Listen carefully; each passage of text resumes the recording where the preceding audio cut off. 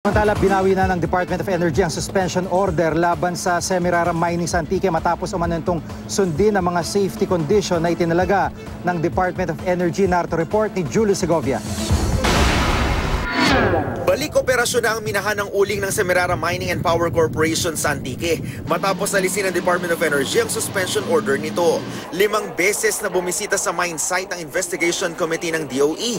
Ayon sa ahensya, pinayagan ulit nilang magmina ang Semirara dahil nakita nilang sinusunod na nito ang kanilang mga rekomendasyon.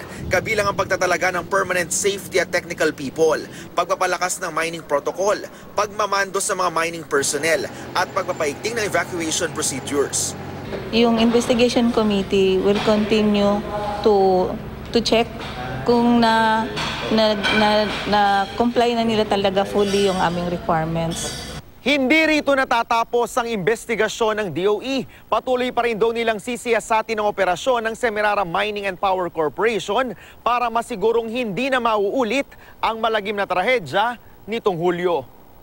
9 na minero ang nasawi noon matapos matabunan ng gumuhong coal mine. Sinasabing ang tuloy-tuloy na buhos ng ulan daw ang dahilan ng landslide.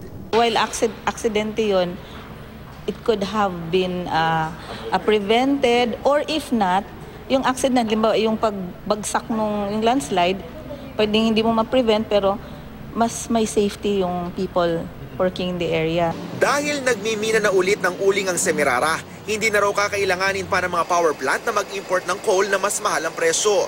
Semirara ang nagsusupply ng 97% ng local coal sa bansa o katumbas na mahigit 1,500 megawatts na power supply na ginagamit sa Luzon at Visayas. Julio Segovia, GMA News.